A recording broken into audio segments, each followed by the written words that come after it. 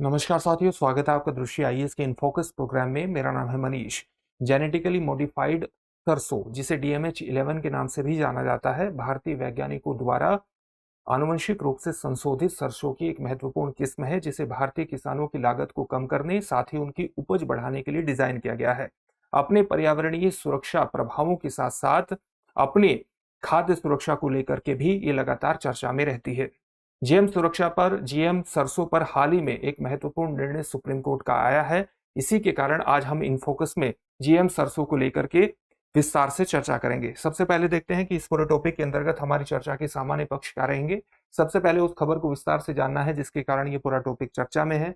इसके बाद जीएम सरसों की सामान्य जानकारी हासिल करेंगे और फिर देखेंगे कि जीएम सरसों से संबंधित जो अप्रूवल हासिल करना था, उस अप्रूवल के अंतर्गत, उस अनुमोदन के अंतर्गत किस प्रकार की प्रक्रियात्मक खामी थी, जिसके कारण ये पूरा मुद्दा सुप्रीम कोर्ट में गया और सुप्रीम कोर्ट में हाल ही में इस पर क्या निर्णय दिया गया है। अंत में आपके लिए एक अभ्यास प्रश्न होगा जिसका उत्तर आपको कमेंट बॉक्स में कमेंट करके देना होगा। कि जो पूरा विषय है यूपीएससी की मुख्य परीक्षा के सामान्य अध्ययन प्रश्न पत्र 3 से जुड़ेगा, उसके विज्ञान एवं प्रौद्योगिकी खंड से जोड़ करके आप इसे देख सकते हैं। हम आगे बढ़े इससे पहले आप हमारे चैनल को सब्सक्राइब जरूर करिए और बेल आइकन दबाइए ताकि हमारे सभी प्रोग्राम का नोटिफिकेशन आपको मिल सके, उन प्रोग्राम से आप जुड़ सकें, उनका लाभ उठा सकें। साथ ही इन सभी प्रोग्राम की पीडीएफ फाइल आपको इनफोकस दृष्टि आईएएस के टेलीग्राम चैनल पर उपलब्ध कराई जा रही है। डिस्क्रिप्शन में दिए गए लिंक पर जाकर आप पीडीएफ फाइल डाउनलोड कर सकते हैं। तो खबर क्या है? खबर हाल ही में सर्वोच्च न्यायालय के एक निर्णय से जुड़ी हुई है, जो अपने आप में एक विभाजित निर्णय है। यानी 2 न्यायाधीशों की पीठ ने अलग अलग अपनी राय व्यक्त की है। किस मुद्दे पर? जीएम सरसों यानी जेनेटिकली मॉडिफाइड सरसों को पर्यावरण में रिलीज करने, पर्यावरण में छोड़ने की अनुमति दी जाए या नहीं दी जाए, इस पर जो जस्टिस बीवी नागरत्ना और संजय करोल हैं, वो किस मुद्दे पर असहमत हैं? वो इस मुद्दे पर असहमत हैं कि जो जेनेटिक इंजीनियरिंग अप्रेजल कमेटी है, जो कि एक महत्वपूर्ण कमेटी है और इन सभी मुद्दों पर, यानी जेनेटिकली मॉडिफाइड ऑर्गेनिज्म को पर्यावरण में रिलीज किया जाए या नहीं किया जाए, इसके अनुमोदन के संबंध में महत्वपूर्ण निर्णय लेती है और पर्यावरण, वन और जलवायु परिवर्तन मंत्रालय के अंतर्गत काम करती है। तो इसके द्वारा, इस कमेटी के द्वारा पर्यावरणीय रिलीज के बाद फील्ड ट्रायल के साथ आगे बढ़ने की मंजूरी ठीक से दी गई थी या नहीं दी गई थी, इस पर दोनों ही न्यायाधीश ने अलग अलग राय अभिव्यक्त की है और इसी के कारण ये पूरा मुद्दा चर्चा में आया गया है। जो ये जेनेटिक इंजीनियरिंग अप्रेजल कमेटी है, इसके द्वारा दूसरा बड़ा प्रयास किया गया है, जब इसने प्रयास किया है कि आनुवंशिक रूप से संशोधित सरसों को मानव उपभोग के लिए फसल के रूप में पेश किया जाए। फसल के रूप में किस प्रकार से पेश किया जाएगा?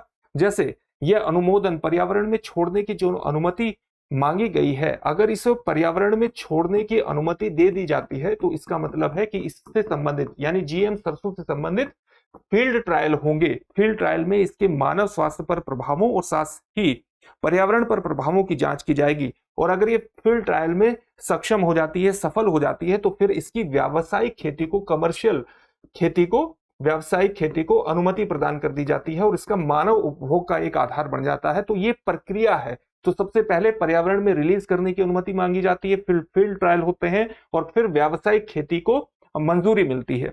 तो ये पूरी प्रक्रिया है। तो जीएसी यानी जेनेटिक जो कमेटी है, इंजीनियरिंग अप्रेजल कमेटी है, इसके द्वारा बड़ा प्रयास किया गया है कि जीएम सरसों को मानव उपभोग के लिए फसल के रूप में पेश किया जाए। इससे पहले केवल बीटी कॉटन यानी बैसिलस thuringiensis को ही एकमात्र जीएम फसल है जिसे भारत में अब तक खेती के लिए, व्यावसायिक खेती के लिए मंजूरी प्रदान की गई है। अगर सुप्रीम कोर्ट कोई खंडित निर्णय देता है, विभाजित निर्णय देता है, तो प्रक्रिया यह है कि इस तरह के निर्णय को भारत के मुख्य न्यायाधीश के सामने प्रस्तुत किया जाता है और फिर मुख्य न्यायाधीश तय करते हैं इसको एक उच्च खंडपीठ में, एक बड़ी बेंच में भेजने के लिए। दोनों न्यायाधीश हालांकि एक बात पर सहमत थे और वो बात ये थी कि दोनों ही न्यायाधीशों ने कहा कि भारत सरकार को एक राष्ट्रीय नीति, एक नेशनल पॉलिसी विकसित करनी चाहिए जीएम फसलों को लेकर के, और इस नेशनल पॉलिसी को विकसित करने के अंतर्गत विशेषज्ञों, किसान प्रतिनिधियों और राज्य सरकारों से परामर्श किया जाना चाहिए। इसके कारण ये पूरा टॉपिक चर्चा में है। तो हम जान लेते हैं सबसे पहले कि जीएम मस्टर्ड होता क्या है।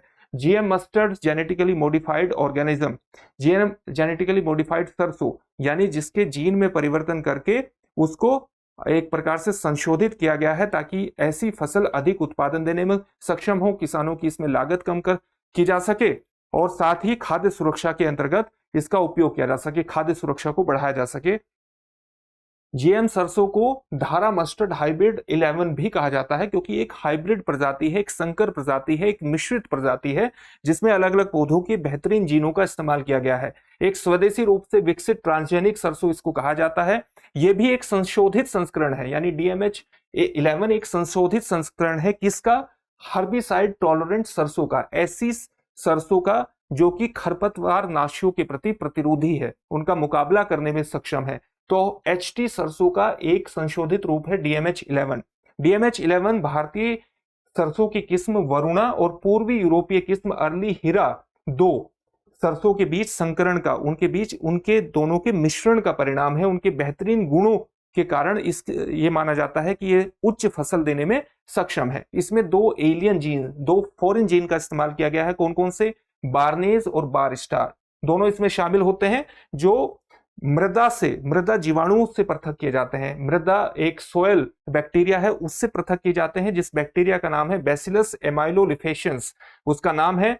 और ये उच्च उपज वाली वाणिज्यिक सरसों की संकर प्रजाति विकसित करने में इनका उपयोग किया जाता है। तो DMH11 ने राष्ट्रीय सीमा की तुलना में ये देखा गया कि इसका उत्पादन कितने स्तर पर बेहतरीन हो सकता है। तो जब राष्ट्रीय स्तर पर इसका मूल्यांकन किया गया तो पता लगा कि राष्ट्रीय स्तर पर ये 28% अधिक और क्षेत्रीय स्तर पर 37% अधिक उपज देने में सक्षम है।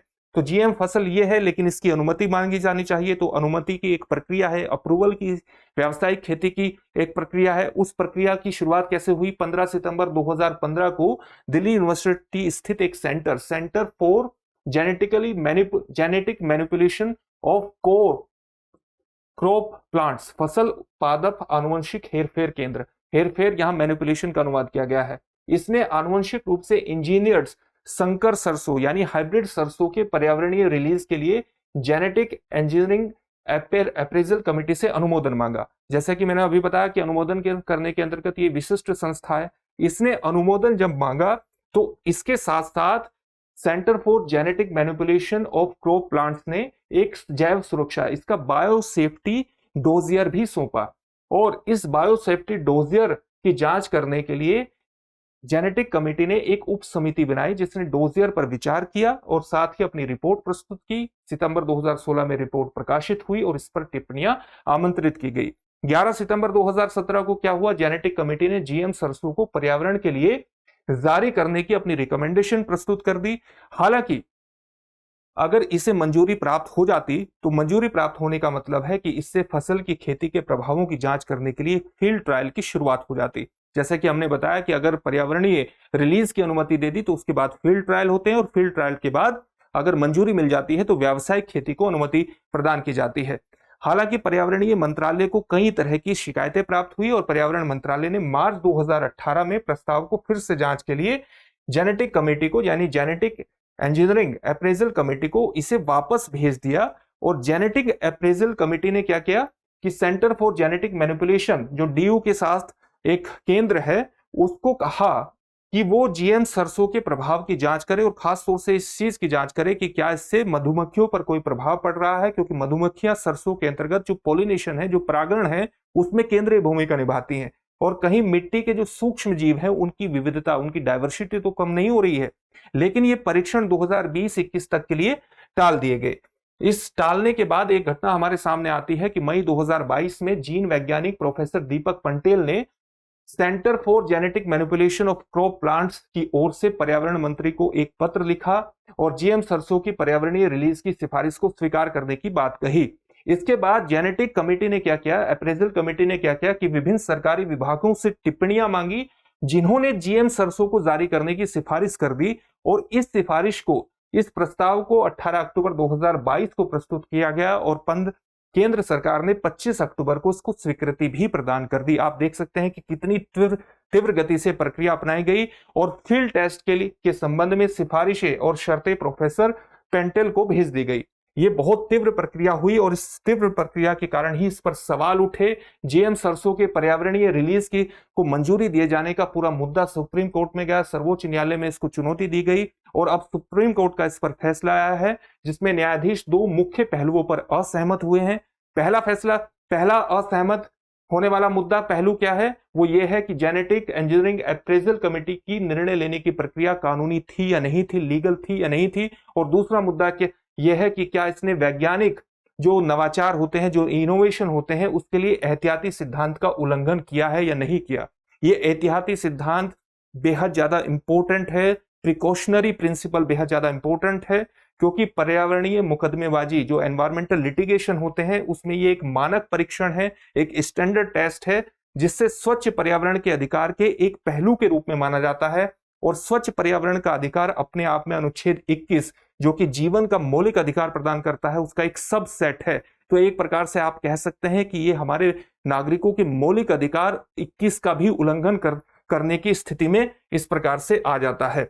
सुप्रीम कोर्ट के 2 न्यायाधीशों ने किस प्रकार से अलग निर्णय दिए हैं, जैसे जस्टिस नागरत्ना कहती हैं कि जो जेनेटिक इंजीनियरिंग अप्रेजल कमेटी है उसने centre for genetic manipulation of crop plant के साथ मिलकर जो फील्ड टेस्ट करने का वादा किया था वो टेस्ट नहीं हुए हैं, बल्कि इसके बजाय मई 2022 में प्रोफेसर पेंटल द्वारा केंद्र को पत्र भेजे जाने के बाद जीईएसी ने वोल्टेफेस किया। वोल्टेफेस का मतलब अपने पक्ष में परिवर्तन कर दिया केवल पत्र के माध्यम से ही, और जीएम सरसों के पर्यावरणीय रिलीज की सिफारिश कर दी बिना कोई कारण बताए। रुख में अपने बदलाव किया कि जीईएसी ने कोई विवेक नहीं लगाया, सार्वजनिक विश्वास के सिद्धांत का उसने घोर उल्लंघन किया है।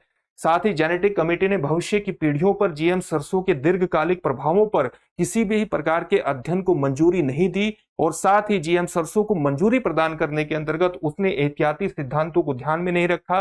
एहतियाती सिद्धांतों के साथ सुरक्षित और स्वस्थ पर्यावरण के अधिकार का भी उल्लंघन करता है, जो कि स्वच्छ पर्यावरण का अधिकार आर्टिकल 21 के अंतर्गत आता है।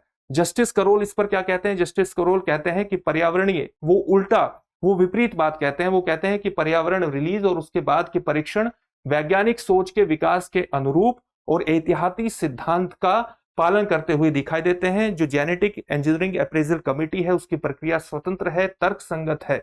साथ ही जेनेटिक कमेटी द्वारा नियुक्त विशेषज्ञ समिति ने पाया कि जो मधुमक्खियां हैं वो जीएम फसलों के बीच भी कोई भेदभाव नहीं कर रही है। जिस प्रकार से सामान्य सरसों की फसलों पर वो परागण की प्रक्रिया करती हैं, उसी प्रकार से जीएम फसलों पर भी वो परागण की प्रक्रिया कर रही हैं, पॉलिनेशन कर रही हैं, पॉलिनेशन करने में सक्षम है, जिससे पौधों के बीच प्रजनन की प्रक्रिया संपन्न होती है।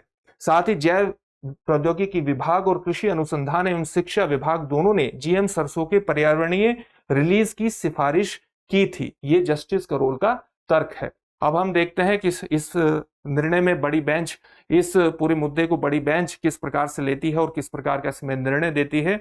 और भारत में खाद्य सुरक्षा के साथ साथ पर्यावरणीय प्रभाव और मानव स्वास्थ्य के लिए जीएम सरसों विशेष रूप से महत्वपूर्ण है। इससे संबंधित एक प्रश्न देखेंगे, लेकिन उससे पहले आपको के लिए एक सूचना है कि दृष्टि संस्थान ने हाल ही में 3 महत्वपूर्ण पहल की है। Environment this week, polity this week और economy this week. Environment this week programme शुक्रवार शाम को 7 बजे आ रहा है, पॉलिटी दिस वीक प्रोग्राम शनिवार शाम को 7 बजे आ रहा है, और इकोनॉमी दिस वीक प्रोग्राम रविवार शाम को 7 बजे आ रहा है। तो इन प्रोग्राम से आप जुड़िए, इनका निश्चित रूप से आपको लाभ होगा। आज का प्रश्न देखते हैं। प्रश्न क्या है? जेनेटिक इंजीनियरिंग मूल्यांकन समिति यानी जेनेटिक इंजीनियरिंग अप्रेजल कमेटी किस मंत्रालय के तहत काम करती है? आपके ऑप्शंस हैं पृथ्वी विज्ञान मंत्रालय, स्वास्थ्य एवं परिवार कल्याण मंत्रालय, पर्यावरण वन और जलवायु परिवर्तन मंत्रालय, उपयुक्त में से कोई नहीं। इस प्रश्न का उत्तर आप हमें कमेंट बॉक्स में कमेंट करके जरूर दीजिए। फिर से एक नए सेशन में आपसे मुलाकात होगी। धन्यवाद। डियर व्यूअर्स, अपने एग्जाम की तैयारी को और बेहतर करने के लिए हमारे चैनल को लाइक, शेयर और सब्सक्राइब करना न भूलें।